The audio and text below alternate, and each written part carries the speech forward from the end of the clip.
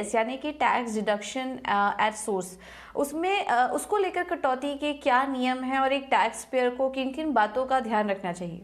देखिए पूजा, अब हमें ख्याल में रखने वाली बात यह है कि अगर आपका 10(10)(d) के तहत मैच्योरिटी का जो अमाउंट है उसके नियम परिपूर्ण नहीं होते हैं, कंडीशंस फुलफिल नहीं होती है, तो वो टैक्सेबल बनता है अमाउंट।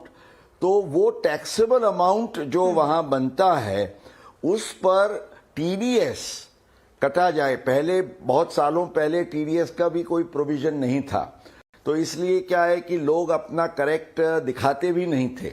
अब TDS रखने का कारण ये है कि एक बार जिस अमाउंट पर TDS कटता है तो ये तय हो जाता है कि दिस अमाउंट इज टैक्सेबल।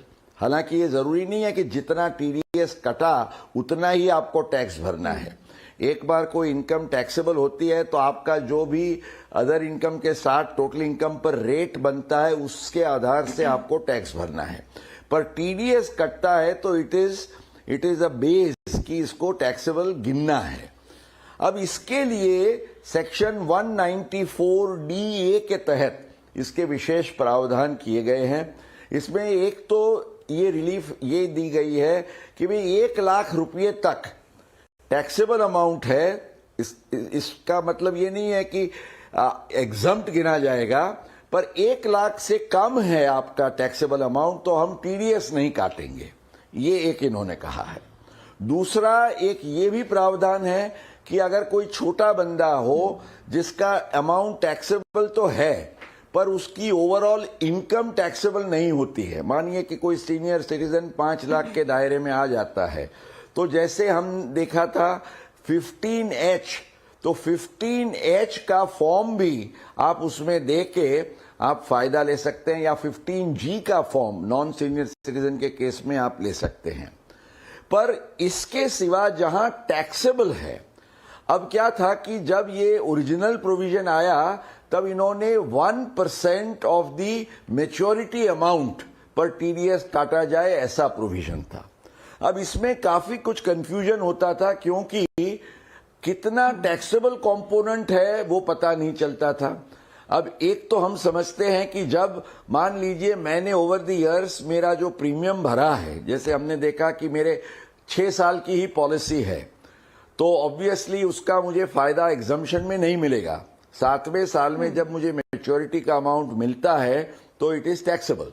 पर ये 6 साल में मैंने प्रीमियम का पेमेंट मान लीजिए 2 लाख किया है और मुझे फिर बोनस के साथ 3 लाख रुपया मिलता है 7 साल के बाद, तो उस केस में जो टैक्सेबल होना चाहिए अमाउंट वो कितना है? 3 लाख नहीं है, 1 लाख है। क्यों? क्योंकि जो मेरा प्रीमियम का पेमेंट है वो तो मेरी खुद की कंट्रीब्यूशन या कैपिटल थी, it was my own money, that can not be taxed. तो ये 1 लाख पर जो है TDS कटेगा और TDS का रेट जो तय किया गया है वो 5% है और बाकी आपके इनकम के हिसाब से आपको जो भरना है वो एडवांस टैक्स या सेल्फ असेसमेंट टैक्स के तौर से आपको भरना होगा।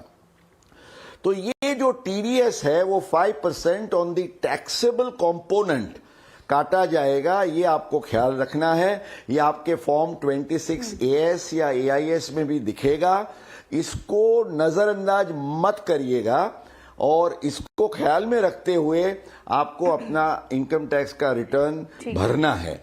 हालांकि the best planning would be कि आप ऐसी पॉलिसी सिलेक्ट करें जहां आपको प्रीमियम के पेमेंट्स भी फुल डिडक्शन मिले और मैच्योरिटी का जो अमाउंट है उसका भी पूरा एग्जम्पशन मिले।